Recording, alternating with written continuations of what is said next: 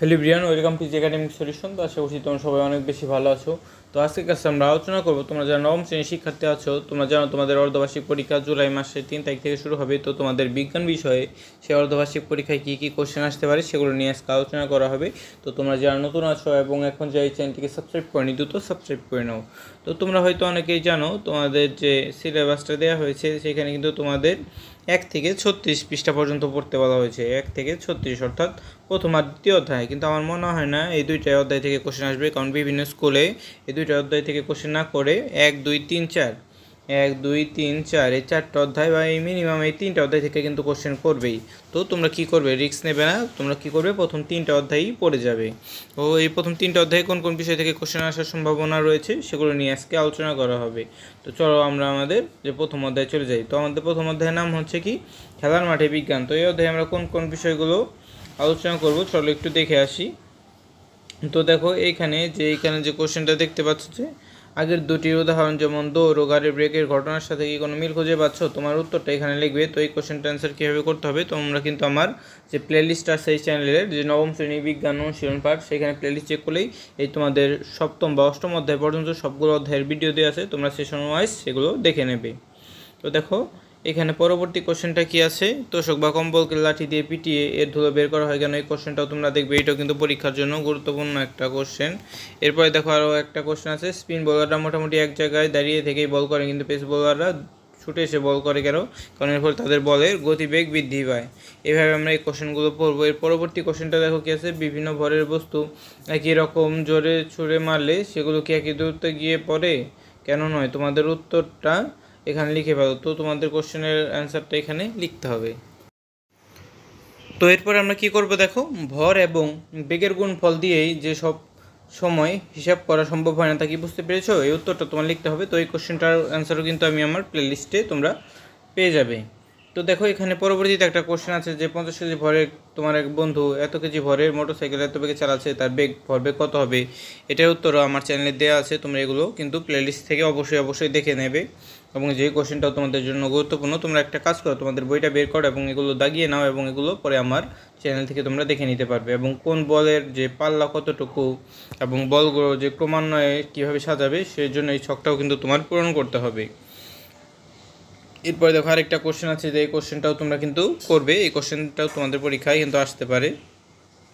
আরেকটা কোশ্চেন আছে যে এইখানে পরবর্তী পৃষ্ঠায়, এটা হচ্ছে তোমাদের 10 নম্বর পেজ, এবং 11 নম্বর পৃষ্ঠায় দেখো আরও দুইটা কোশ্চেন আছে। এই কোশ্চেনগুলো তোমরা দাগিয়ে নাও, এই কোশ্চেনগুলো থেকেও কোশ্চেন আসার সম্ভাবনা রয়েছে। এবং এটা একটু বড় কোশ্চেন, এটা তোমাদের পড়ার দরকার নেই, এটা বাদ দিয়ে দাও। এরপরে দেখো যে পরবর্তীতে একটা আছে, যে তোমাদের ব্যাগের কথাই ধরো, যদি স্কুল ব্যাগের স্ট্র্যাপ চিকন হয় তাহলে বহন করতে কি কষ্ট হবে নাকি কম হবে, এই কোশ্চেনটা অ্যান্সার দিতে হবে। এবং দেখো পরবর্তীতে আরেকটা কোশ্চেন আছে, যে চাকার ক্ষেত্রে, এই কোশ্চেনটাও তোমরা প্র্যাকটিস করবে বাসায়। এবং আরেকটা কোশ্চেন, যে বাতাসের ঘনত্ব এত হলে বাতাসের চাপ, এটাও অত ইম্পর্টেন্ট না, এটাও তো দেখার দরকার নেই, তাও চাইলে দেখতে পারো। তবে দেখো পরবর্তীতে একটা কোশ্চেন আছে, একবার ভেবে দেখো তো সাঁতারের সময় আমাদের ওজন বেশি মনে হয় নাকি কম মনে হয়, এই কোশ্চেনটা তোমরা দেখবে। এবং যেখানে যে মানবদেহের যে ঘনত্ব, এই যে ডেড সি আছে, এটা দেখার অতটা প্রয়োজন নেই, এটা অনেক বড় একটা কোশ্চেন। তো এগুলো দেখলেই তোমার প্রথম চ্যাপ্টার মোটামুটি কভার হয়ে যাবে। এবং পরবর্তীতে একটা কোশ্চেন আছে, দেখো যে কোন দলের কাগজ সবচেয়ে বেশি দূরত্বে পড়ছে, এটা তোমরা পরীক্ষার মাধ্যমে করতে পারবে। এবং যে এখানে দেখো আরও কিছু কোশ্চেন আছে, এই কোশ্চেনটাও তোমরা প্র্যাকটিস করবে। অর্থাৎ এখানে দেখো আরও ওই যে কয়েকটা যে কোশ্চেন আছে, কি যে শক্তি স্থানান্তর এবং রূপান্তর কীভাবে ঘটছে এবং শক্তির নিত্যতার সূত্রটি আলোকে এটা ব্যাখ্যা করো। তো প্রথম অধ্যায়ে তোমরা যদি এই সকল বিষয় প্র্যাকটিস করো তাহলেই তোমাদের হয়ে যাবে। এরপর তুমি দ্বিতীয় অধ্যায় বায়ু দূষণ, তো এই বায়ু দূষণ অধ্যায় সবগুলো সেশনের ভিডিও কিন্তু আমার চ্যানেলে দেওয়া আছে, তোমরা অবশ্যই প্লেলিস্ট থেকে সেগুলো দেখে নেবে। তো প্রথম ও দ্বিতীয় সেশনে যে এখানে তোমরা এই ছকটা পূরণ করবে সবাই মিলে। এবং এরপরে পরবর্তীতে দেখো এই যে আরেকটা ছক আছে, এই ছকটা অতটা ইম্পর্টেন্ট না, এটা তোমরা স্কিপ করতে পারো। এর পরবর্তীতে এখানে চলে যাবে যে তোমাদের কত পেজ, 22 নম্বর পেজে যে এই ছকটা দেখতে পাচ্ছ, যে কোন এশিয়া মহাদেশের বাতাস কোথায় পরিষ্কার এবং কোথায় দূষিত বায়ু আছে, এগুলো তোমরা পূরণ করবে। এগুলো কিন্তু অনেক গুরুত্বপূর্ণ একটা কোশ্চেন। এরপরে দেখো যে সব তথ্য গুছিয়ে নিচের ছকে লিখে ফেলো, অর্থাৎ 24 পৃষ্ঠায় দেখো এই যে একটা ছক আছে, মানব স্বাস্থ্যের উপর প্রভাব এবং অন্যান্য প্রাণী ও উদ্ভিদের উপর কী কী প্রভাব রয়েছে, এগুলো তোমরা প্র্যাকটিস করবে। এবং যে চায়ের রঙের যে একটা পরীক্ষা আছে, পরীক্ষাটাও কিন্তু তোমাদের দেখতে হবে। এবং যে বেলুনের একটা পরীক্ষা আছে, এটাও তোমরা দেখবে। তো এই ছুটির এই কয়েকদিনে তোমরা কিন্তু এগুলো যদি প্র্যাকটিস করো তাহলে কিন্তু পরীক্ষায় সবগুলো কোশ্চেনই কমন পাবে। এবং বলো দেখি যে বাতাসে সুগন্ধ বা দুর্গন্ধ ছড়ানোর সাথে এই ঘটনার কোনো মিল খুঁজে পাওয়া যায় কি না, এই কোশ্চেনটাও তোমরা দেখবে। এবং এই যে এইটা তোমরা একটু রিডিং পড়তে পারো যে কোন গ্যাসের কারণে কি হয় এবং কোন পদার্থ দ্বারা এগুলো তৈরি হয় এবং পদার্থের ধন কী, এগুলো তোমরা দেখবে। এবং রাদারফোর্ডের যে মূল ব্যাখ্যা কী ছিল, তারপর পরমাণু বিন্যাস সম্পর্কে বোরের মূল ব্যাখ্যা এবং এগুলোর কী পার্থক্য আছে, এগুলো কিন্তু অনেক গুরুত্বপূর্ণ একটা কোশ্চেন। এগুলো কিন্তু তোমরা অবশ্যই এগুলো দেখে নেবে। তারপর আমি যখন তোমাদের মেন কোশ্চেনটা দেওয়া হবে তখন সেগুলো তো সমাধান দেবই। তারপরে তোমরা যদি এগুলো প্র্যাকটিস করে রাখো এই কয়েকদিন, তাহলে কিন্তু পরীক্ষায় ভালো একটা প্রিপারেশন নিয়ে রাখতে পারবে। এবং পারমাণবিক ভর এবং আপেক্ষিক পারমাণবিক ভরের যে পার্থক্য আছে এই কোশ্চেনটাও কিন্তু তোমরা প্র্যাকটিস করবে। এবং যে বিভিন্ন আইসোটোপের যে অঙ্ক আছে এই অঙ্কগুলোও তোমরা দেখবে। এবং মৌলের যে গড় আপেক্ষিক ভর এগুলো তোমরা কিন্তু প্র্যাকটিস করবে। এরপরে দেখো এই অধ্যায়ে আরও কী কী আছে, তারপরে যে তোমার যে কোনটার আকার বড় ছোট এটাও তোমরা প্র্যাকটিস করবে সবাই মিলে।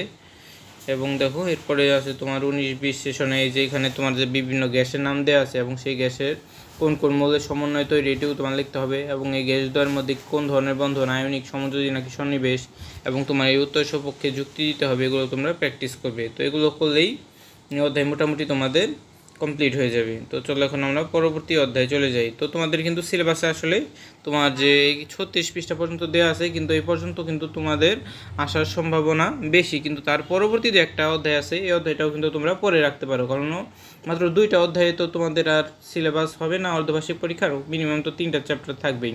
তো আমার বংশলতিকা এই অধ্যায়ের ভিডিও কিন্তু আমার চ্যানেলে আছে, সেটা তোমরা দেখে নেবে। তো আমি বলে দিচ্ছি তোমরা কোন কোন বিষয়গুলো পড়তে পারো এখানে।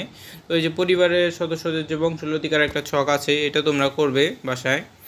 তারপরে দেখো আরও কী আছে, তারপরে যে আমাদের বাবা মা একেবারে হুবহু কারোর মতোই হই না কেন, এটার কোশ্চেনটার অ্যান্সার করতে হবে তোমার। এবং দেখো চতুর্থ পঞ্চম সেশনে আরও কিছু কোশ্চেন আছে। এবং উদ্ভিদ কোষ এবং পানি কোষের মধ্যে যে কিছু পার্থক্য আছে সে পার্থক্যগুলো তোমার লিখতে হবে এখানে। এবং এরপর আরও কী করবে দেখো, যে রাসায়নিক বন্ধনে আবদ্ধ হয় এবং পর্যায় সারণী এবং রাসায়নিক বন্ধনের অধ্যায় আরেকবার দেখো। এবং যে এখানে তোমার যে উত্তরটা আছে উত্তরটা এখানে লিখতে হবে। এবং তোমার এরপর আরও কী আছে দেখো, তোমাদের বইটাই কিন্তু এই সব কিছু দাগিয়ে রাখবে। এগুলো তো পরে আমার চ্যানেল থেকে ভিডিওগুলো দেখে তোমরা প্র্যাকটিস করতে পারবে। তো দেখো এরপর যে জিনের প্যাটার্ন সম্পর্কিত একটা ছক আছে, এই ছকটা তোমরা প্র্যাকটিস করবে। তো দেখো এরপরে যে আরও অনেক প্রজন্ম পর ঘোড়ার কী পরিবর্তন ঘটতে পারে এই কোশ্চেনটাও কিন্তু তোমরা দেখবে, এই কোশ্চেনটা আসার সম্ভাবনা রয়েছে। তো তোমরা যদি এই কোশ্চেনগুলোই দেখে থাকো তাহলে কিন্তু তোমাদের পরীক্ষায় একটা ভালো একটা কমন পাবে। তো আজকে এ পর্যন্ত বললেই তোমাদের হয়ে যাবে। তো এই ভিডিওটি ভালো লেগে থাকলে অবশ্যই ভিডিওতে লাইক এবং চ্যানেলটিকে সাবস্ক্রাইব করতে ভুলবে না। এবং যখন তোমাদের অর্ধবার্ষিক পরীক্ষার মেইন কোশ্চেন দেওয়া হবে তখন সেই মেইন কোশ্চেনের সমাধানও কিন্তু তোমরা এই চ্যানেলে পেয়ে যাবে। তো আজকে এ পর্যন্তই। ভিডিওটি ভালো লেগে থাকলে অবশ্যই ভিডিওতে লাইক এবং চ্যানেলটিকে সাবস্ক্রাইব করতে ভুলবে না। তো সবাইকে ধন্যবাদ জানিয়ে আজকে এখানেই শেষ করছি। পরবর্তী ক্লাসে আমরা অন্য একটা বিষয় নিয়ে আলোচনা করব।